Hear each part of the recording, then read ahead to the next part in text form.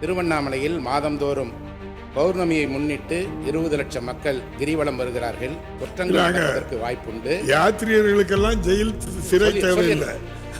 அப்பதான் தெலுங்கானா மாநிலத்திலிருந்து வந்த பெண்களை பாலியல் பலாத்காரம் செய்த இடம் திருவண்ணாமலை. கிரிவலத்திற்கு வந்த தவறான தகவல் அதை அவை குறிப்பிலிருந்து நீக்கிறேன். உரிமை அக்ரி எஸ் கிருஷ்ணமூர்த்தி. மாண்புமிகு பேரவைத் தலைவர் அவர்களே, திருவண்ணாமலை மாவட்டத்தில் 4 கிளை சிறைச்சாலைகள் இருக்கிறது. அதிலே 113 எண்ணிக்கையிலான சிறைவாசிகளின் எண்ணிக்கை இருக்கிறது.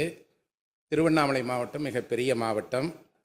8 சட்டமன்ற தொகுதிகள், 12 தாலுக்காக்கள், 18 ஒன்றியங்கள், 1 மாநகராட்சி, 5 நகராட்சிகள், 8 பேரூராட்சிகள் என 24,64,000 மக்கள் தொகை கொண்ட ஒரு பெரிய மாவட்டமாகும்.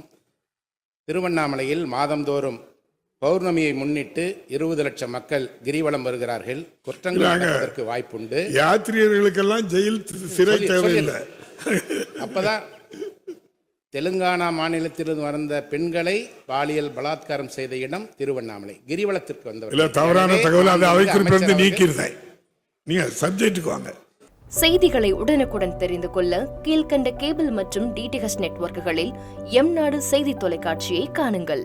பாதகம் செய்பவரை கண்டால் நாம் பயம் கொள்ளலாகாது பாப்பா. மோதி மிதித்துவிடு பாப்பா, அவர் முகத்தில் உமிழ்ந்துவிடு பாப்பா. அண்மை செய்திகளை உடனுக்குடன் தெரிந்து கொள்ள இணைந்திருங்கள் எம்நாடு தொலைக்காட்சியுடன்.